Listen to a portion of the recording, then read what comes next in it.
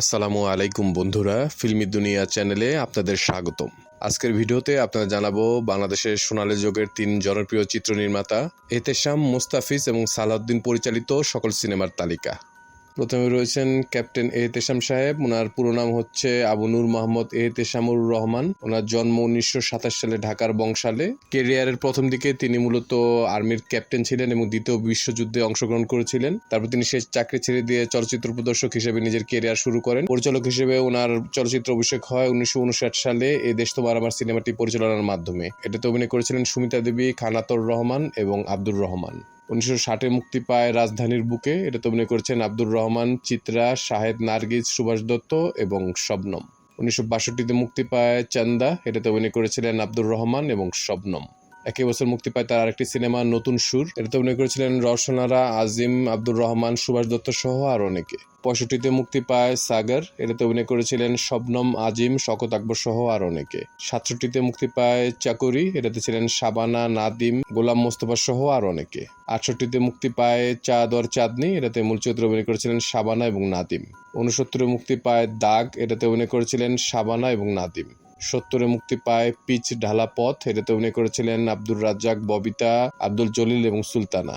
73-এ মুক্তি পায় পাকিস্তানি সিনেমা এক থি লড়কি। এটাতে অভিনয় করেছিলেন রানী এবং শাহিদ। 74-এ মুক্তি পায় আরেকটি পাকিস্তানি সিনেমা মিট্টি কে পুতলে। এটাতে অভিনয় করেছিলেন নিশো, নাদিম, ইয়াসমিন খান, মুনাবার সাইদ সহ আরো অনেকে। 83-তে মুক্তি পায় ভারত, বাংলাদেশ এবং কানাডার যৌথ প্রযোজনায় নির্মিত সিনেমা দূরদেশ, যেটা বলিউডে গেহরি চোট নামে মুক্তি পেয়েছিল। এটাতে অভিনয় করেছিলেন ববিতা, পাকিস্তানের নাদিম, বলিউডের পারভিন ববি, রাজ বাব্বর, শশী কাপুর, শর্মিলা ঠাকুর সহ আরো অনেকে। 84-তে মুক্তি পায় শক্তি, যেটা পাকিস্তানে বাসেরা নামে মুক্তি পেয়েছিল। বাংলাদেশ ও পাকিস্তানের যৌথ প্রযোজনায় নির্মিত সিনেমাতে অভিনয় করেছিলেন শাবানা, নাদিম, নুপুর সহ আরো অনেকে।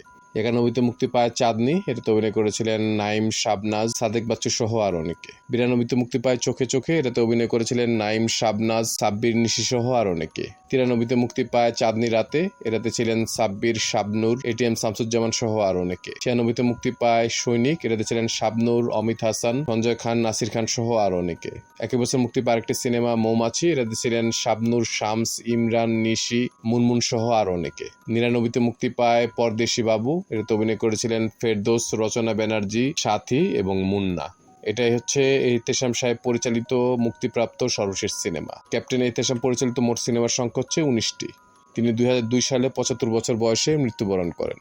তারপর রয়েছেন আরেকজন গুণী পরিচালক মুস্তাফিজ সাহেব। ওনার জন্ম 1928 সালে ঢাকার বংশালে। উনি মূলত ওনার বড় ভাই এহতেশাম সাহেবের হাত ধরে চলচ্চিত্রে অভিষিক্ত হন। পরিচালক হিসেবে তিনি চলচ্চিত্রে অভিষিক্ত হন 1961 সালে হারাম দিন সিনেমাটি পরিচালনার মাধ্যমে। এটাতে অভিনয় করেছিলেন আব্দুর রহমান, শবনম, গোলাম মোস্তফা সহ আর অনেকে। 63-তে মুক্তি পায় তালাশ। এটাতে অভিনয় করেছিলেন আব্দুর রহমান, শবনম, শওকত আকবর সহ আর অনেকে। 64-তে মুক্তি পায় পাইসে। এটাতে ছিলেন আজিম এবং শবনম। 65-তে মুক্তি পায় মালা। অভিনয় করেছিলেন সুলতানা জামান, আজিম এবং সুজাতা। 66-তে মুক্তি পায় ডাকবাবু। অভিনয় করেছিলেন আজিম, সুজাতা, রাজ সহ আরো অনেকে। 67-তে মুক্তি পায় ছোটে সাহেব। এই উর্দু সিনেমাটি পরবর্তীতে বাংলায় ছোট সাহেব নামে মুক্তি পায়। অভিনয় করেছিলেন নাদিম, শাবানা, সুজাতা এবং আজিম।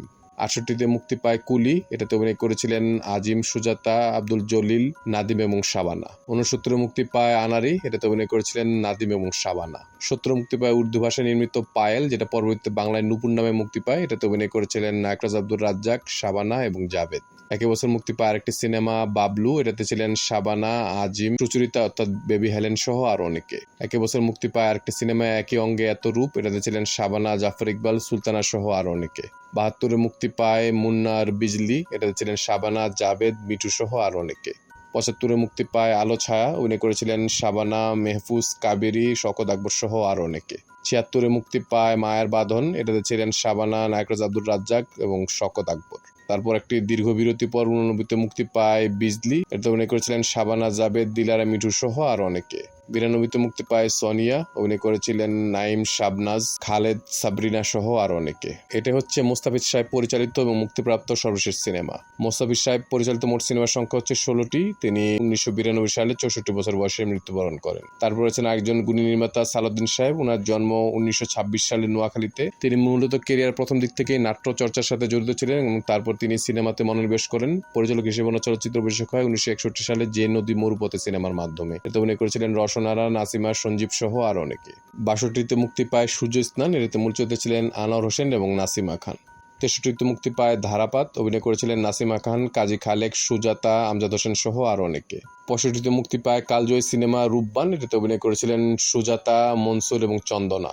69 মুক্তি পায় আলমতি, এটাতে অভিনয় করেছিলেন সামিনা, বাদল, আনোয়ার হোসেন সহ আরও অনেকে। এটা হচ্ছে সালাউদ্দিন সাহেব পরিচালিত এবং মুক্তিপ্রাপ্ত সর্বশেষ সিনেমা। সালাউদ্দিন সাহেব পরিচালিত মোট সিনেমার সংখ্যা হচ্ছে 5টি। তিনি 2003 সালে 77 বছর বয়সে যুক্তরাষ্ট্রে মৃত্যুবরণ করেন। আমরা এই 3 গুণী নির্মাতার বিধি হাত্তার মাগফিরাত কামনা করছি। আল্লাহ পাক যেন ওনাদের বেহেশত নসিব করেন। এরপর আর কোন কোন নির্মাতা বা অভিনেতাদের চলচ্চিত্রের তালিকা জানতে চান আমাদের কমেন্ট করে জানাতে পারেন। আমাদের ভিডিওগুলো ভালো লাগলে অবশ্যই আমাদের চ্যানেলটি সাবস্ক্রাইব করে আমাদের পাশে থাকবেন। ইনশাআল্লাহ খুব শীঘ্রই দেখা হচ্ছে ভিন্নর সাথে নতুন কোনো ভিডিও নিয়ে। আল্লাহ হাফেজ।